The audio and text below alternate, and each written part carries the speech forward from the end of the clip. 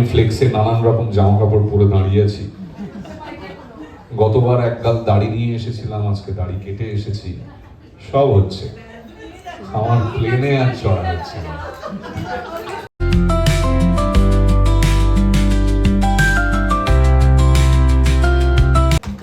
চলো চলো দেখি যা দেখিনি আগে, চলো চলো খুঁজে নি জীবনটাকে।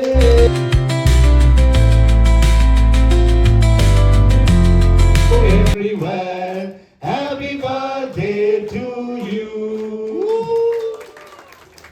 1, 2, 3, yay! Well, for one more time.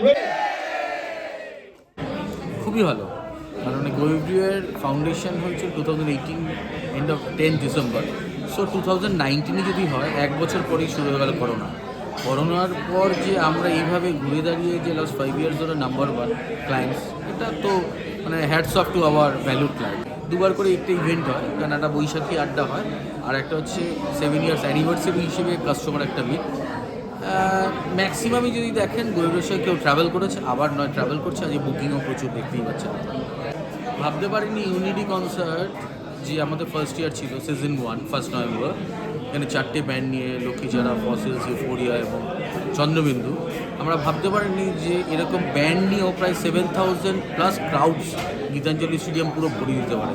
So আমাদের প্রিপারেশন হচ্ছে সিজন 2 নেক্সট ইয়ার 2026, সেখানে আরও নতুন চমক দেখবেন। যুক্তরাষ্ট্রে 2 বছর হয়ে গেল, ওদের সাথে কি কখনো ঘুরতে যাওয়া তোমার হয়েছে? না, কখনো হয়নি। ইচ্ছে তো নিশ্চয়ই আছে। নিশ্চয়ই আছে। আমার শুধু ইচ্ছে থাকলে তো হবে না, উপায় হতে হবে। সেটাই। একটা হচ্ছে সময় এবং একটা হচ্ছে যে আমি প্রতিবারই আসি এবং প্রতিবারই সম্বুদ্ধতাকে বলি যে আমরা পাপান্দা বলে ডাকি, যে আমাদেরকে কোথাও একটু নিয়ে যাওয়া হোক, একটু ব্যবস্থা করা হোক। তো আমি জানি না কবে শিখে ছিঁড়বে এবং আমি একটু বাইরে যেতে পারবো। এবং এই সব জায়গাগুলো আমি যখন ব্র্যান্ড অ্যাম্বাসেডর হিসেবে যখন প্রমোশনাল ভিডিওগুলো শ্যুট করি, তখন আমি বলি আইসল্যান্ড, ল্যাপল্যান্ড, অপূর্ব দৃশ্য, অপূর্ব সব কিছু, এগুলো তো না দেখেই বলি।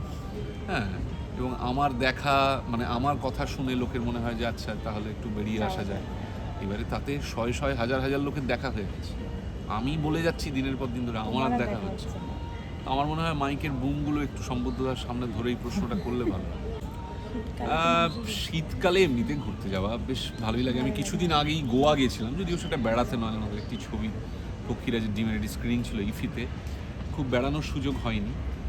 আর আমার পশ্চিম খুব প্রিয় জায়গা, ঝাড়খণ্ড, বিহার, এই সব জায়গা খুব প্রিয়। আমি শুটিংয়ের সূত্রেই গেছিলাম, তো দেখি একটু তালে আছি, যদি একটু সময় বের করা যায় তাহলে যদি 2-3 দিন ঘুরে আসা যায়, কারণ ওখানের হাওয়া বদলটা খুব ইন্টারেস্টিং। দেশের বাইরে গোটা পৃথিবীটাই খুবই সুন্দর, মানে জায়গার তো কোনো অভাব নেই।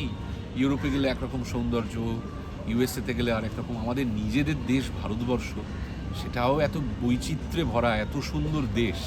আমি যতগুলো জায়গায় গেছি, মধ্য ভারত, উত্তর ভারত, দক্ষিণ ভারত, আমি দক্ষিণ ভারতে খুব বেশি যাইনি। আমার কেরল, এই সব জায়গা ঘোরার খুব ইচ্ছে। আমি একটা জায়গায় গিয়েছিলাম, আপনারা চেনেন হয়তো, হাম্পি বলে, কর্ণাটকে, অপূর্ব জায়গা, স্বর্গীয় জায়গা।